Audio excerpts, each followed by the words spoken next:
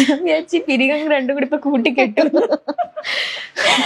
Okay, നമ്മുടെ game എന്താന്ന് വെച്ചാല് ഞാനൊരു ഡയലോഗ് പറയും, അല്ലെങ്കിൽ ഒരു സിറ്റുവേഷൻ പറയും. ആ ചേട്ടന്റെ ക്യാമറ ഇരിക്കുന്ന ചേട്ടന്റെ മുഖം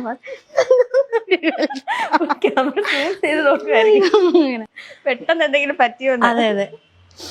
ഓക്കെ, അപ്പൊ ഞാനൊരു സിറ്റുവേഷനോ ഒരു ഡയലോഗോ അല്ലെങ്കിൽ ഒരു സിനിമ ഡയലോഗോ എന്തെങ്കിലും തരും. അതിന്റെ കൂടെ ഞാനൊരു ഇതുപോലൊരു നവരസം പറയും. അപ്പൊ ഞാൻ പറയുന്ന നവരസത്തിൽ വേണം അത് ചെയ്ത് കാണിക്കാൻ. എനിക്ക് കത്തിയില്ല. അടച്ചോ? എനിക്ക് കത്തിയില്ല. ഇല്ല, അതായത് ഇപ്പൊ ഞാൻ സിറ്റുവേഷൻ പറയും, ഒരു ഡയലോഗ് പറയും. ഞാൻ പറയുന്നത് ഹാസ്യത്തില് അഭിനയിച്ച് പറയാൻ പറയും. ഓ അങ്ങനെ. അങ്ങനെ ഫിലിം നെയിമോ? അല്ലല്ല, ഫിലിമിലെ ഡയലോഗോ അല്ലെങ്കിൽ എന്തെങ്കിലും ഒരു കോമൺ സിറ്റുവേഷൻ. കോമഡി ആക്കും. ഓക്കെ, റെഡി അല്ലേ? ഓക്കെ, അപ്പൊ സിറ്റുവേഷൻ ഇതാണ്. ഞാൻ ചേച്ചിയുടെ ബെസ്റ്റ് ഫ്രണ്ടാ. എൻ്റെ ഒരു വകയിലുള്ള ഒരു അമ്മാവന് ഒരു ആക്സിഡന്റ് പറ്റി ഹോസ്പിറ്റലിലായി. അപ്പൊ ഇക്കാര്യം ഞാൻ അമ്മാവന് വേണ്ടി ഭയങ്കര ക്ലോസാ. അപ്പൊ എന്നോട് ഇക്കാര്യം പറയാനുള്ള ധൈര്യം ആർക്കും ഇല്ല. അപ്പൊ ആ ടാസ്ക് ചേച്ചി എത്തിച്ചേക്കുവാ. അപ്പൊ എന്നോട് വന്നിട്ട് പറയണം, എടി ഒരു കാര്യം പറയാനുണ്ടായിരുന്നു, നിന്റെ അമ്മാവൻ ഇതുപോലെ ഒരു ആക്സിഡന്റ് പറ്റി, പേടിക്കാനൊന്നുമില്ല, പക്ഷെ ക്രിട്ടിക്കൽ സ്റ്റേജില് ICU ഹോസ്പിറ്റലിലാ എന്ന് പറയണം. ഇത് ഹാസ്യത്തിൽ വേണം എന്നോട് പറയാൻ. അങ്ങനെ ചിരിച്ചോണ്ട് പറയണം. അതെ, ഹാസ്യത്തിൽ പറയണം. അതെ, സുഖാണോ? ആടി, എന്തൊക്കെയുണ്ട് വിശേഷം? നന്നായി പോകുന്നു. നമുക്ക് അമ്മാനെ ഒന്ന് കാണാൻ പോവാം. അമ്മാന്റെ കാര്യം വൻ കോമഡിയാ. നിന്റെ അമ്മാന്റെ കാര്യം വൻ കോമഡി ആയിട്ടിരിക്കുക. പുള്ളി പൊതുവെ ആളിച്ചിരി കോമഡിക്കാരനാണ്. പക്ഷെ അതല്ല, ഇന്ന് പോകുന്ന വഴിക്കേ ഒന്നും പറയണ്ട, ഒരു പട്ടി കുറുകെ ചാടിയതാ. പുള്ളി നേരെ ചെന്ന് പട്ടിയുടെ മണ്ടയിലോട്ട് വണ്ടി കയറ്റിട്ട് കറങ്ങി അടിച്ചിട്ട് ഒരു ക്രോസിലൊരു വണ്ടി വന്ന് ഇടിച്ച് കറങ്ങി അടിച്ച് വീണു. കാലും കൈയൊക്കെ ഒടിഞ്ഞ് ഇച്ചിരി ക്രിട്ടിക്കലായിട്ട് ഹോസ്പിറ്റലിൽ കിടക്കാം. അതിന് അല്ല, നമുക്കൊന്ന് കണ്ടിട്ട് വരാം. വൻ കോമഡി എന്ന് എല്ലാരും പറയുന്നത്. മുഖക്ക ഇങ്ങനെ ഇരിപ്പുണ്ടെന്നാ പറഞ്ഞത്. നമുക്കൊന്ന് അമ്മാവൻ ആശുപത്രിയിലായതാണോ നീ പ്രചരിക്കുന്നത്? ഓക്കെ, സംഭവം പൊളിഞ്ഞെങ്കിലും അതെ, ഒരുപാട് വലിച്ചു നീട്ടണ്ടല്ലേ? അതായിരിക്കും നല്ലത്. ഓക്കെ, ഇനി അടുത്തൊരു ഡയലോഗ് വേണോ? വേണം വേണം, 5 എണ്ണം ഉണ്ട്. 5 എണ്ണോ? 9 രസങ്ങൾ ഉണ്ടായിട്ട് 5 എണ്ണം കുറച്ചതാ. വടക്കം വീട്ടിൽ കൊച്ചുകുഞ്ഞിനോട് ഉടക്കാൻ നിൽക്കരുത്, ഉടച്ച് കൈത്തരും. ഇത് ശൃംഗാരത്തിൽ പറയണം. എന്റെ ദൈവം, ആൾക്കാർ എങ്ങനെ കണ്ടോണ്ടിരിക്കോ ദൈവമേ. ശൃംഗാരം ഒഴുകണം. നിങ്ങക്ക് വ്യൂവേഴ്സ് ഒന്നും വേണ്ടേ? വേണം. ഇത് കണ്ടോണം. ഇത് കഴിയുമ്പോ വ്യൂവേഴ്സ് എങ്ങനെ? എന്താണ്? വടക്കം വീട്ടിൽ കൊച്ചുകുഞ്ഞിനോട് ഉടക്കാൻ നിൽക്കരുത്, ഉടച്ച് കൈത്തരും. ഉടച്ച് കൈത്തരും, ശൃംഗാരം. ശൃംഗാരം. അതെ, വടക്കം വീട്ടില് കൊച്ചുകുഞ്ഞിനോടെ, വടക്കം വീട്ടില് കൊച്ചുകുഞ്ഞിനെ അറിയില്ലേ? ഓടുന്നു. പുള്ളിയോട് ഉടക്കാൻ നിക്കണ്ട, നിന്ന ഉടച്ച് കൈത്തരും. ഓടുന്നു. മതിയോ? സന്തോഷായോ? സന്തോഷം. ഞാൻ ഇപ്പഴേ പറഞ്ഞല്ലേ വേണ്ട. നിങ്ങൾക്ക് 50 ലക്ഷം രൂപയുടെ ലോട്ടറി അടിച്ചു. അത് നിങ്ങളുടെ ഫ്രണ്ടായിട്ടുള്ള എനിക്ക് നിങ്ങൾ ഗിഫ്റ്റ് തരാൻ പോവാ. അത് രൗദ്രത്തിൽ പറയണം. എനിക്ക് 50 ലക്ഷം രൂപയുടെ ലോട്ടറി അടിച്ചിട്ടുണ്ട്. വേണോ? എനിക്ക് 50 ലക്ഷം രൂപയുടെ ലോട്ടറി അടിച്ചിട്ടുണ്ട്. വേണമെങ്കിൽ വന്ന് എടുത്തിട്ട് പോട്ടു. അയ്യോ, അപ്പൊ എനിക്ക് തരാൻ പോവാണോ? വേണേ വന്ന് എടുത്തിട്ട് പോ. ചുമ്മാ എനിക്ക് ദേഷ്യം വന്നിട്ട് ഇരിക്കാട്ടോ. ഒരു കാര്യം ഞാൻ പറഞ്ഞേക്കാം, വേണേ വന്ന് എടുത്തിട്ട് പോ. ഇനി അടുത്തത് വീരം. വീരം കാണാൻ വലിയ ലുക്കില്ലെന്നേ ഉള്ളു, ഭയങ്കര ബുദ്ധിയാ. കാര്യം ഞാൻ പറഞ്ഞേക്കാം, കാണാനൊട്ടും ബുദ്ധി അല്ല, അയ്യോ കാണാനൊട്ടും ലുക്കില്ലെന്നേ ഉള്ളു. ഒടുക്കത്തെ ബുദ്ധിയാ. കാണാൻ ഒടുക്കത്തെ കാണാൻ വലിയ ലുക്കില്ലെന്നേ ഉള്ളു. ഓഡീഷന് വല്ല പോയിട്ടോ? ഇല്ല, ഞാൻ ഇതുവരെ പോയിട്ടില്ല. കാണാൻ വലിയ ലുക്കില്ലെന്നേ ഉള്ളു, ഒടുക്കത്തെ ബുദ്ധിയാ. കാണാൻ വലിയ ലുക്കില്ലെന്നേ ഉള്ളു, ഒടുക്കത്തെ ബുദ്ധിയാ. കേട്ടോ? എന്നാര് പറഞ്ഞു? ഓരോരുത്തരും പറയുന്നു, നമ്മളതൊക്കെ അങ്ങ് വിശ്വസിക്കല്ല. ഇപ്പൊ എന്താ ചെയ്യുന്നു? നീ അടുത്തത് കരുണം. ചിരിച്ച് ഞാൻ ചാവും.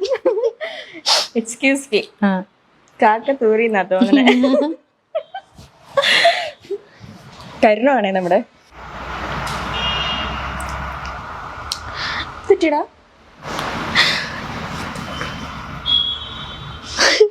എന്താടാ നീ പറക്കണോ? ഞാൻ മോനെ കാര്യം പറ, എന്ത് പറ്റി? കാക്ക ചത്തുപോയോ? കാക്ക തൂറിയതാ തോന്നുന്നു. അയ്യോ എന്റെ മോനെ, നിനക്ക് ഇങ്ങനെ വന്നല്ലോ. എനിക്കറിയണ്ട. എന്നോട് എല്ലാരും ക്ഷമിക്കണം, ഞാൻ വിനീതമായിട്ട് അഭ്യർത്ഥിക്കുന്നു. എങ്ങനെ ഉണ്ടായിരുന്നു ഗെയിം? ഇഷ്ടപ്പെട്ടോ? നന്നായിരുന്നു. നല്ലായിരുന്നോ? അടിപൊളിയായിരുന്നു. ഓക്കെ, അപ്പൊ നമ്മളിപ്പോ ഒരു അടിപൊളി ഗെയിം ഒക്കെ കളിച്ചിട്ടിരിക്കുകയാണ്. സന്തോഷായോ? സന്തോഷായി. ഞാൻ അത് ചോദിക്കേണ്ടത് സന്തോഷായോ? എനിക്ക് സന്തോഷായി. ഇഷ്ടായോ? അവർക്ക് എന്തായി കാണും എന്തോ. ഇത് റിലീസ് ചെയ്യുമ്പോഴായിരിക്കും. അതെ അതെ അതെ, ഇഷ്ടംപോലെ കമന്റ്സ് കിട്ടും. പോരട്ടെ.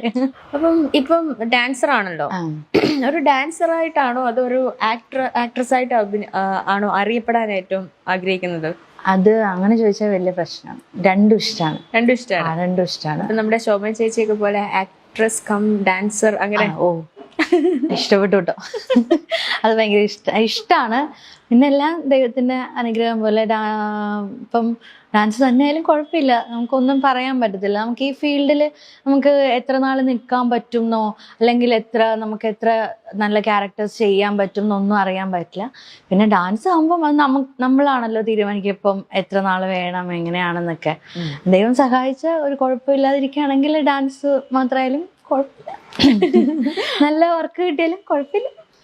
ഞാൻ എല്ലാത്തിലും ഹാപ്പിയാണ്. എല്ലാത്തിലും ഹാപ്പിയാണ്. അങ്ങനെ ഇന്ന ഒരു നിശ്ചിതമായിട്ടൊരു എയിം?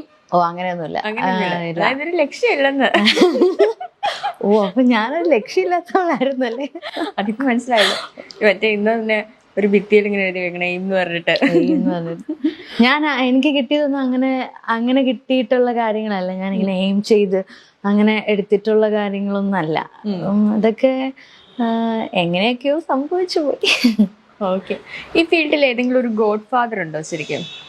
ലൈക്ക് എന്ത് കാര്യത്തിനും ഉപദേശം തരുന്ന, ഓടിച്ചെല്ലാൻ പറ്റുന്ന, ഹെൽപ്പ് വഹിക്കാൻ പറ്റുന്ന, റെക്കമെൻഡേഷൻസ് ചെയ്യുന്ന അങ്ങനെ ആരെങ്കിലും?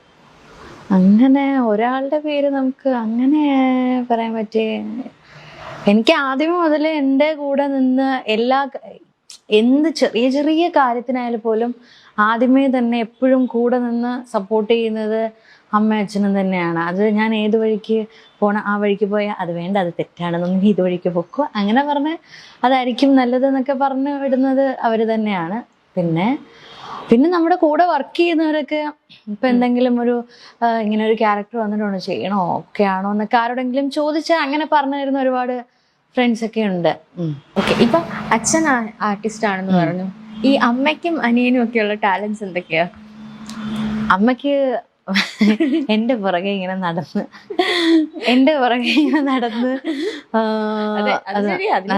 അത് വേണം. പിന്നെ തീർച്ചയായിട്ടും ഇപ്പം നമ്മളിപ്പം ഷൂട്ട് ചെയ്യുന്ന സമയത്ത് വർക്ക് ചെയ്യുമ്പോഴും സീരിയൽ ചെയ്യുന്ന ടൈമാണെങ്കിലും നമ്മൾ പോയി സീൻ ചെയ്തു വരുന്നു. പക്ഷെ രാവിലെ മുതല് വൈകിട്ട് വരെ രാത്രി വരെ തീരുന്നിടം വരെ അവിടെ ആ റൂമിൽ ഇങ്ങനെ വെറുതെ വെറുതെ ഇങ്ങനെ ഇരിക്കണം. പിന്നെ എന്റെ പുറകെ അത് ചെയ്യണം ഇത് ചെയ്യണം, എന്നെ ഹെൽപ്പ് ചെയ്യാനും അങ്ങനെ. അത് ഭയങ്കര ഒരു വലിയ പാടാണ് കേട്ടോ, രാവിലെ മുതൽ ഇങ്ങനെ ഇരുന്ന്. അത് വലിയ പാടാണ്. ഞാൻ ഒരുപാട് അമ്മമാരെ അതുപോലെ കണ്ടിട്ടുണ്ട്. നമ്മുടെ ഇൻഡസ്ട്രിയിലെ ഒരുപാട് ആർട്ടിസ്റ്റുകളുടെ അമ്മമാർ ഇങ്ങനെ കൂടെ ഇരുന്ന് രാവിലെ മുതൽ രാത്രി വരെ ഇരിക്കുക. അത് കുറച്ച് പാടാണ് കേട്ടോ. ശരിക്കും അവർക്കൊരു അസോസിയേഷൻ തുടങ്ങണം. അത് വേണം. മോഡേൺ ഡ്രസ്സസ് ആണോ അതോ നാടൻ വേഷങ്ങളാണോ കൂടുതൽ ഇഷ്ടം? എനിക്ക് കൂടുതൽ ഇഷ്ടം നാടൻ വേഷങ്ങളാണ്. അതിലാണ് ഞാനിങ്ങനെ എപ്പോഴും കംഫോർട്ടാണ്. തനിയാണോ സ്റ്റൈലിംഗ് ഒക്കെ ചെയ്യുന്നത്? ഓ ഇല്ല, അങ്ങനെയൊന്നുമില്ല, അമ്മയാണ്. കാരണം ഐശ്വര്യയുടെ സ്റ്റൈലിംഗ് ഭയങ്കര ഫേമസ് ആണ്. എന്ത് ഇന്റർവ്യൂസ് ഒക്കെ ഏതൊക്കെ എവിടെയൊക്കെ കണ്ടിട്ടുണ്ടെന്ന് തോന്നുന്നില്ല.